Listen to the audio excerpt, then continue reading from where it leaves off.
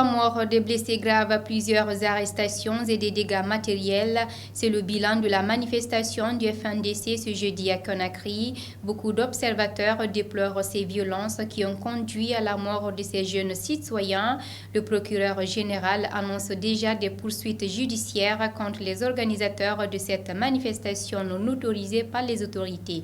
Aboubacar Oularé, Mohamed Salif Kamara. Des violences survenues lors de la manifestation du jeudi auraient fait 3 morts, des blessés graves et des dégâts matériels importants à Conakry. Le président du parti Mouvement National pour le Développement regrette ces cas de mort. Au 5 avril 2021, nous avons quand même compris les enjeux de cette transition. Nous nous sommes regroupés dans ce qu'on appelle le collectif des partis politiques avec l'idée de pouvoir dialoguer pendant la période de transition avec, bien entendu, les autorités de la transition et discuter les grandes questions, y compris ce chronogramme. Et je dois dire, une année après cela, qu'on se retrouve avec une situation caractérisée par des manifestations avec mort d'hommes, c'est regrettable pour un pays qui vient d'aussi loin comme la Guinée. Il est important, comme je l'ai dit tantôt à certains médias, que tout le monde mette balle à terre.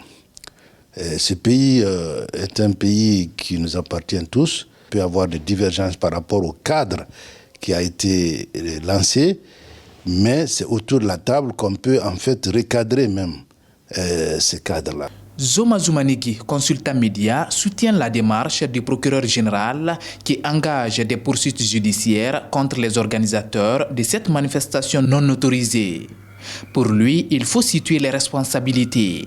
Il ne faut pas que tous les jours que ces organisateurs font sortir des fils, des filles innocents et qui vont mourir sur le champ de bataille. S'ils ont eu la responsabilité de faire sortir ces enfants et que par des mouvements survenus, il y a eu des cas de mort, ils doivent répondre de leurs responsabilités parce qu'une goutte de sang d'un Guinéen tombé est de trop.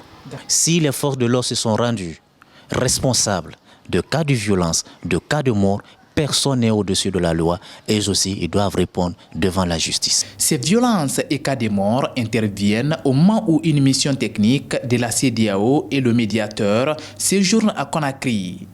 Pour Dr Ousmane Doré, c'est une opportunité de rapprocher les positions, mais surtout éviter des sanctions lourdes et graduelles annoncées par la CEDEAO contre la Guinée. La seule manière de pouvoir sortir la Guinée de cette crise-là, et que des signes positifs, des actions concrètes viennent de part et d'autre qui indiquent que c'est la Guinée d'abord. Et je crois que quand on fera ça, on se retrouvera autour d'une même table. C'est la fin de ce JT20, messieurs, dames. Merci de l'avoir suivi. Les informations continuent sur nos différentes plateformes de communication digitale, Facebook, Instagram, Twitter, YouTube, LinkedIn. Restez connectés. Guinée Buzz, c'est là où ça se passe. Bonsoir.